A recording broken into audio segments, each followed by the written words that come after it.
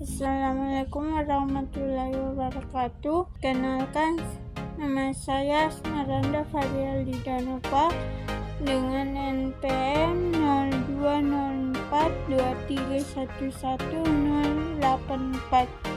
Saya perwakilan dari kelas 2 manajemen. Di sini saya akan menjelaskan tentang indeks pembangunan. Adapun konsep dan definisi pembangunan manusia.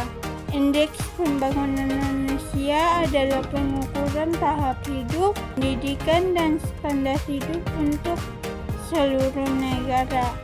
IPM juga digunakan sebagai indikator untuk menilai aspek kualitas pembangunan dan untuk klarifikasi apakah suatu negara termasuk negara maju, negara berkembang, dan negara latar belakangan. Konsep pembangunan manusia IPM dibentuk menjadi 3 dimensi dasar, yaitu umur panjang dan hidup sehat, pengetahuan, dan standar hidup layak. Konsep pembangunan manusia harus dibangun dari 4 dimensi yang tidak terpisahkan, yaitu produktivitas, pemerataan, kesinambungan, dan pemberdayaan.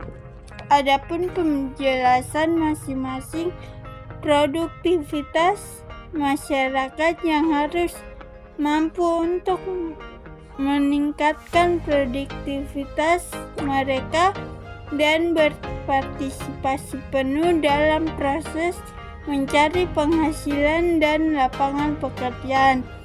Adapun pemerataan masyarakat mempunyai akses untuk memperoleh kesempatan yang adil dan semua terhambat terhadap peluang ekonomi politik yang harus dihapuskan. Kesinambungan akses untuk memperoleh kesempatan harus diperhatikan bahwa tidak hanya untuk generasi sekarang, tetapi juga untuk generasi yang akan datang. Pemberdayaan pembangunan harus dilakukan oleh masyarakat dan bukan hanya untuk mereka. Faktor yang mempengaruhi IPM.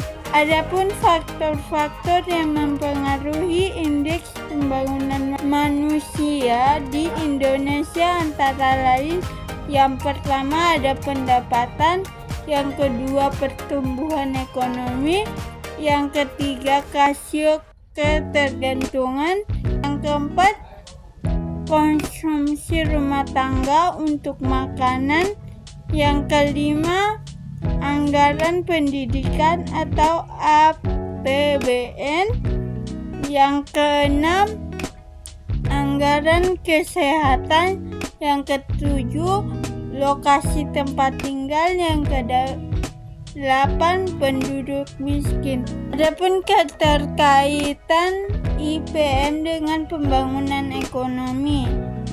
Keterkaitan IPM dengan pembangunan ekonomi dilihat dalam 2 aspek, yaitu pengaruh IPM terhadap pertumbuhan. Pengaruh IPM terhadap pertumbuhan.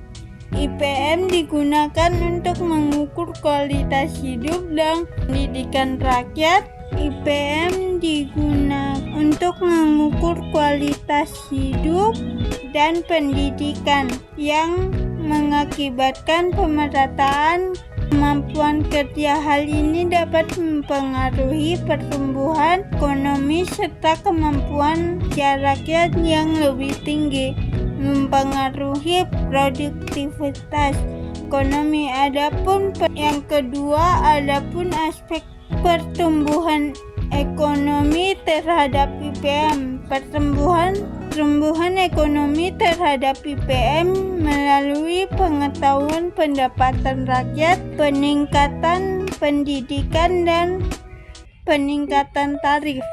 Hal ini dapat mempengaruhi IPM peningkatan pendapat yang mempengaruhi kemampuan rakyat untuk mendapatkan pendidikan yang lebih baik dan melindungi dari bencana alam dan penyakit. Baik, itu saja yang dapat saya sampaikan materi tentang indeks pembangunan. Jika ada salah kata dalam pengucapan, saya mohon maaf. Wassalamualaikum warahmatullahi wabarakatuh.